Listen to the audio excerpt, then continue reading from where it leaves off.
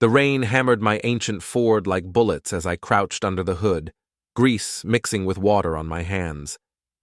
Through our kitchen window, I could see Erin pacing with her phone pressed to her ear, gesturing wildly. Her voice carried through the storm. "No, Amy, I told you, it's just a wellness retreat. Girls only.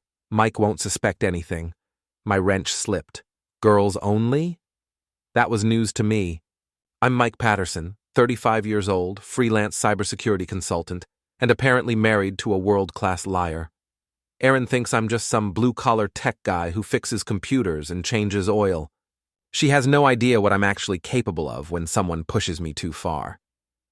I wiped my hands on my jeans and walked inside, boots squelching on the linoleum. Erin was still on the phone, but she quickly hung up when she saw me. "Hey, babe," she said, that fake brightness creeping into her voice. "How's the car?" "Fine." "Who was that?" "Just Amy. We're planning that retreat I told you about." She busied herself loading the dishwasher, avoiding eye contact. "Right, the chakra alignment thing." I grabbed a beer from the fridge. "When are you leaving?" "Tomorrow morning. I'll be back Sunday night." I nodded, taking a long sip. On the counter, her Apple Watch buzzed with a text notification. The preview flashed for just a second before she snatched it up, but I caught enough. "Can't wait to see you naked again, beautiful. T." My beer suddenly tasted like ash. That night, I lay in bed listening to Erin's fake sleeping. She was tense, breathing too controlled. Around midnight, she slipped out to the bathroom. I heard her phone buzzing, more texts from T. By morning, I'd made my decision. Erin left at 8 sharp, kissing my cheek with those lying lips. "Love you, babe. Don't burn the house down while I'm gone." Wouldn't dream of it. I waited exactly 10 minutes, then called Amy. "Mike, is everything okay?"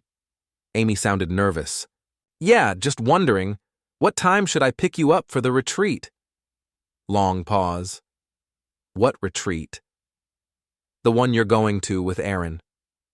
The wellness thing." "Mike, I thought you knew." I hung up. So Amy wasn't the alibi provider. Interesting. I fired up my laptop and accessed our old family location sharing app. Erin had forgotten to disable it when she upgraded her phone last month. According to GPS, she was currently at Serenity Springs Resort, about 2 hours north by the lake. I did a quick search. Serenity Springs.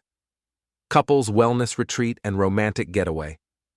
Their website featured photos of happy couples doing yoga, sharing intimate dinners, soaking in hot tubs.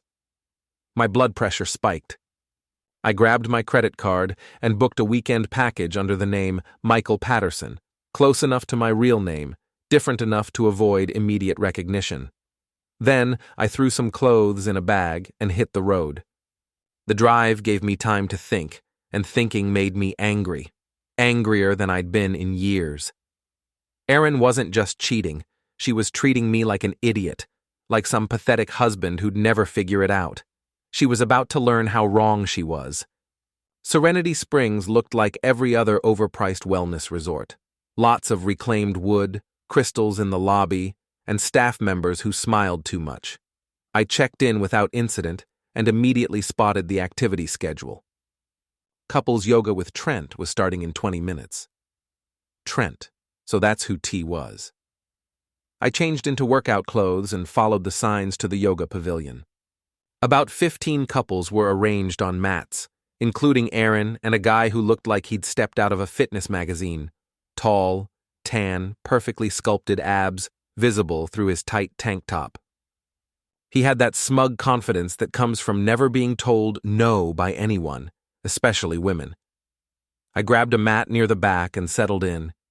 "Welcome, beautiful souls," Trent announced in that breathy yoga voice. "Today, we're going to explore trust and intimacy through partner poses." I watched him demonstrate a pose with Erin, his hands lingering on her hips, her face flushed with more than exertion. Other couples struggled with the position, but these two moved like they'd been practicing together for months. Because they had been. When class ended, I approached them at the juice bar. Erin's face went white when she saw me. Mike! How did you? Surprise, honey. I smiled pleasantly. Thought I'd join you for some meditation and mimosas. You don't mind, do you, Trent? Trent's confident smile faltered. I'm sorry. Do we know each other? Mike Patterson, Erin's husband. I extended my hand. He shook it automatically, and I made sure my grip was firm enough to leave an impression. Great class. You two seem very comfortable with each other. Trent's a professional instructor, Erin stammered. Oh, I'm sure he is. I ordered a green juice, making no move to leave. So, Trent, how long have you been working here? About 6 months, he said carefully. Interesting. And how long have you known my wife? The silence stretched uncomfortably. Other retreat guests were starting to stare. I should get going, Trent finally said. See you at tonight's session, Erin. He practically fled. I turned to my wife, who looked like she might vomit. Mike, I can explain. No need. I'm sure there's a perfectly innocent explanation for why you lied about Amy, lied about the retreat being girls only, and why your yoga instructor knows exactly how you like to be touched. You're being paranoid. Am I? I pulled out my phone and showed her a screenshot of the text I'd seen. Can't wait to see you naked again, beautiful. -T, very professional. Erin's composure cracked completely. How did you? I'm not as stupid as you think I am. I finished my juice and stood up. Enjoy your retreat, honey. We'll talk when you get home. I left her standing there, shaking. That evening, I slipped a note under her cabin door. 72 hours to decide what you want more, your marriage or your boy toy. Choose wisely. I drove home that night, but I wasn't done. Not even close. The old Mike would have confronted Erin directly, maybe gone to counseling, tried to work things out. But something had shifted in me during that drive. Maybe it was seeing how easily she'd lied to my face, or how smug Trent had looked before he realized who I was. I wasn't the victim in this story anymore. I was becoming something else entirely. Over the next few days, I did what I do best. I gathered information. It's amazing what you can learn about people when you know where to look and how to ask the right questions. Trent Morrison, 29, personal trainer and part-time yoga instructor. Divorced last year, apparently due to irreconcilable differences, though a little digging revealed his ex-wife had caught him with a client.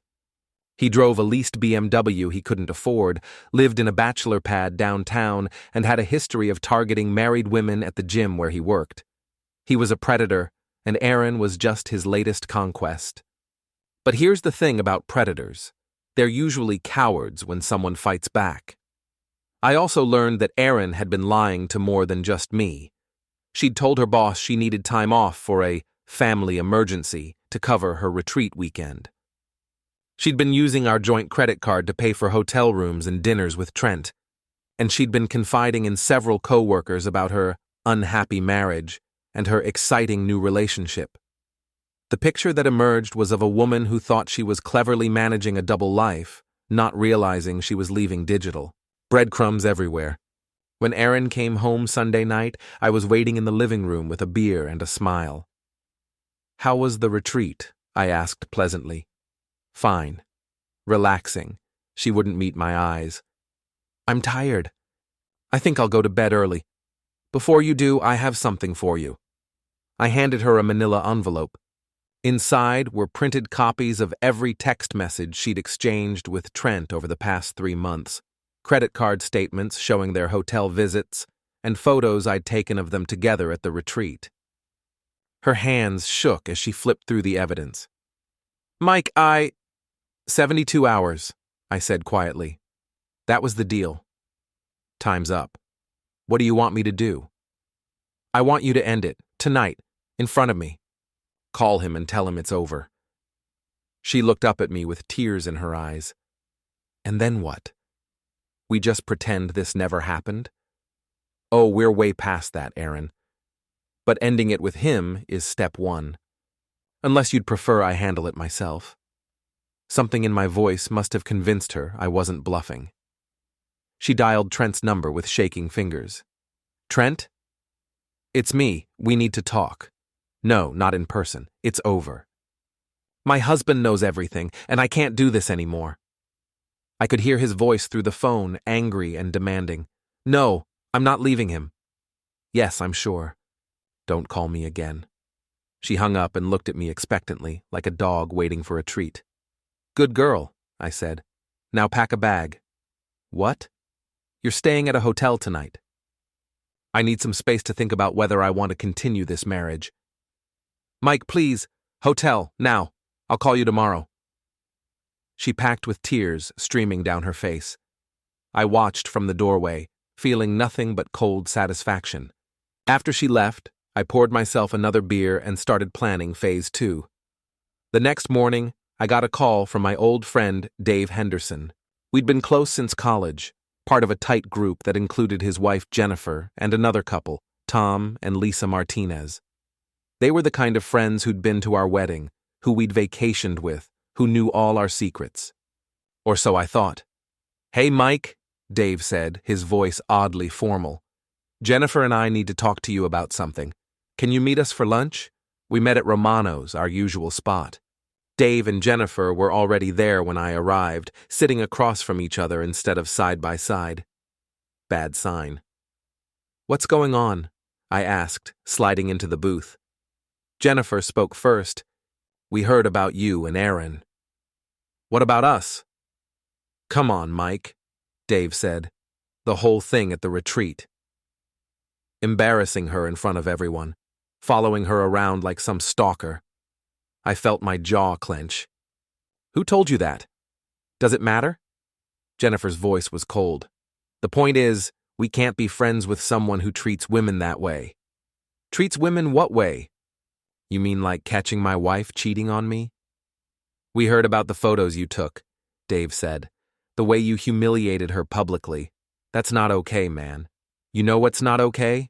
My wife screwing her yoga instructor while lying to my face about it. That doesn't give you the right to what? To expose the truth? To refuse to be made a fool of? Jennifer leaned forward. Erin called us, Mike. She was crying. She said you've been threatening her, following her, invading her privacy. Invading her privacy? I laughed, but there was no humor in it. She's my wife. She was using our credit cards to pay for hotel rooms with another man. Look, Dave said, we've all been friends for a long time. But what you're doing to Aaron, it's not the Mike we know. Maybe you never knew me at all.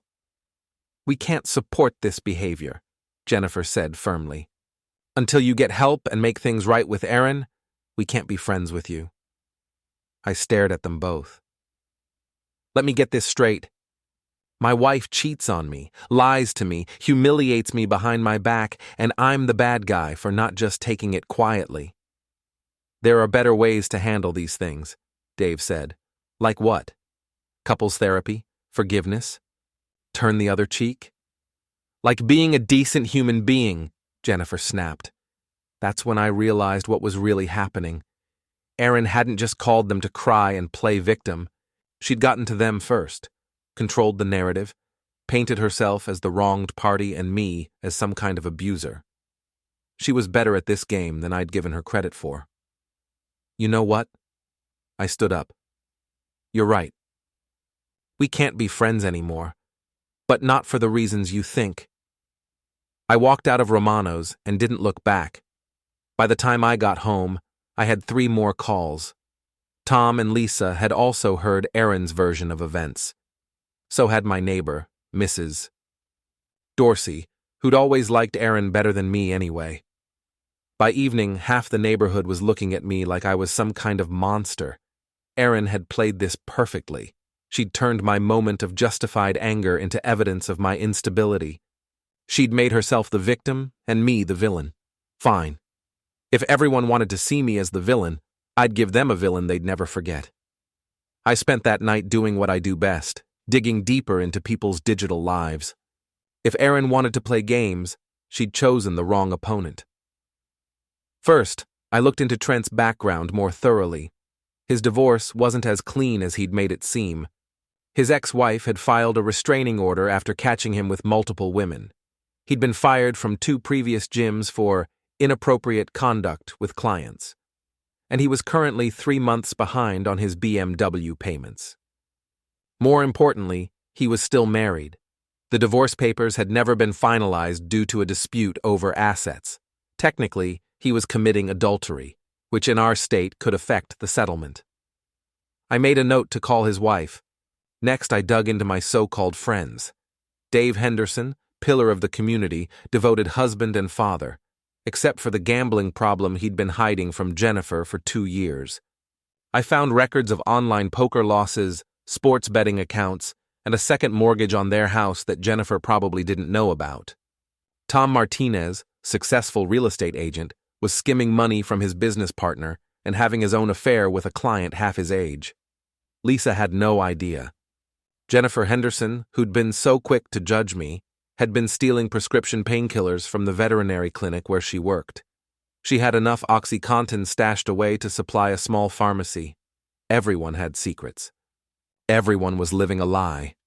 The only difference was that I'd been caught, and they hadn't. Yet. I started with Trent's wife, Sarah. She was living in California, working as a nurse trying to rebuild her life after her husband's betrayals. When I called her, she was initially suspicious. "Who is this?" "My name is Mike Patterson. Your husband is having an affair with my wife." Long silence. "Trent's in California." "No, he's not. He's in Connecticut, working as a personal trainer, telling women he's divorced. I have photos if you're interested." She was interested. I emailed her everything, photos from the retreat, copies of text messages, even Trent's current address and workplace. Sarah was quiet for a long time after reviewing the evidence. "What do you want from me?" she finally asked. "Nothing. I just thought you should know what kind of man you're still legally married to." "Why are you doing this?" "Because I'm tired of liars getting away with it." Sarah called back 2 hours later. "I'm flying out tomorrow. I want to confront him face to face." "That's your choice. But if you want my advice, hit him where it really hurts." "What do you mean?" "He's been using his trainer certification to seduce married clients. The gym's insurance company would be very interested to know about his pattern of behavior. So would the state licensing board."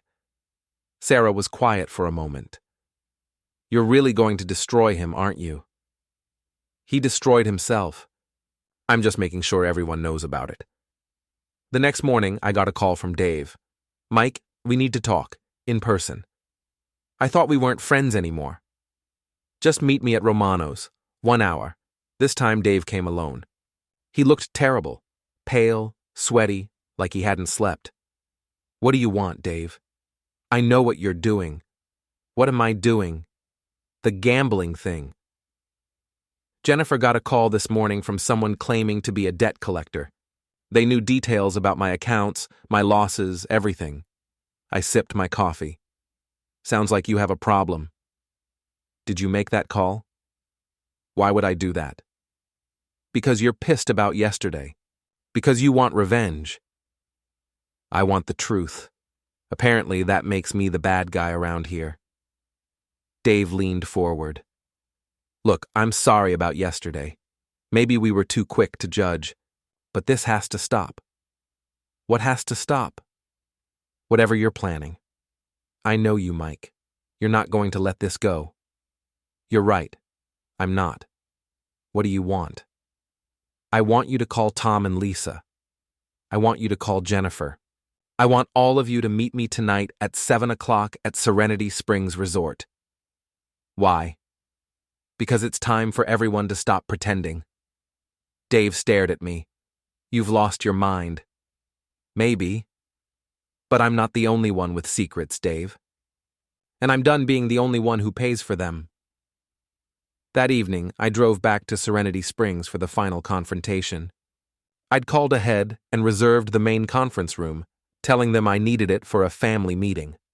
The staff was happy to accommodate. They remembered me from my previous visit. Dave and Jennifer arrived first, looking nervous.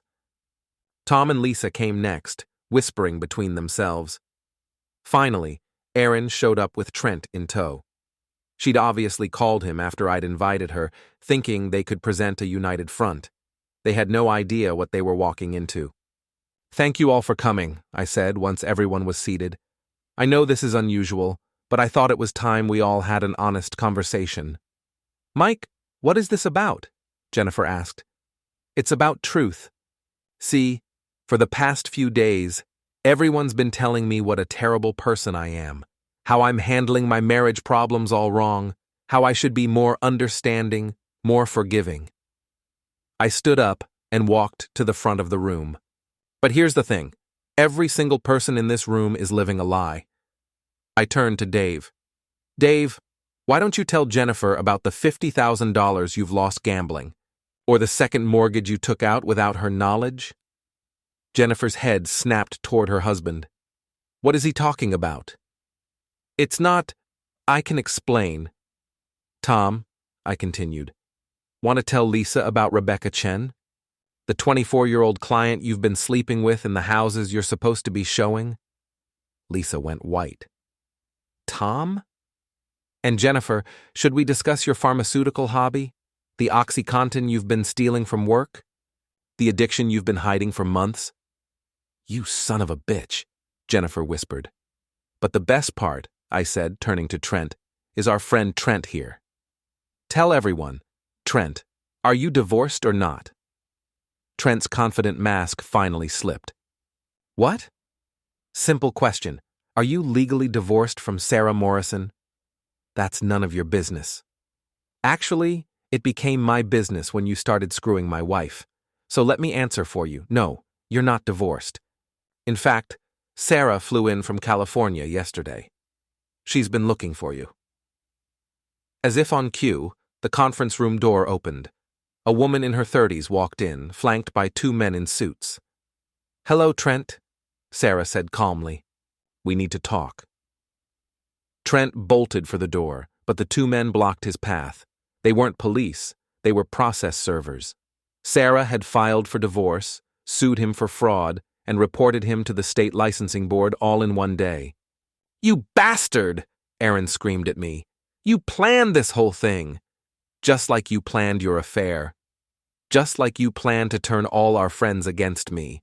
The only difference is, I'm better at it than you are." The room erupted. Jennifer was crying, demanding answers from Dave about the gambling. Lisa was screaming at Tom about his affair. Trent was trying to negotiate with the process servers, while Sarah watched with cold satisfaction. And Erin, beautiful, manipulative Erin, was staring at me like she'd never seen me before. "You're not the man I married," she said quietly. "No," I agreed. "I'm not.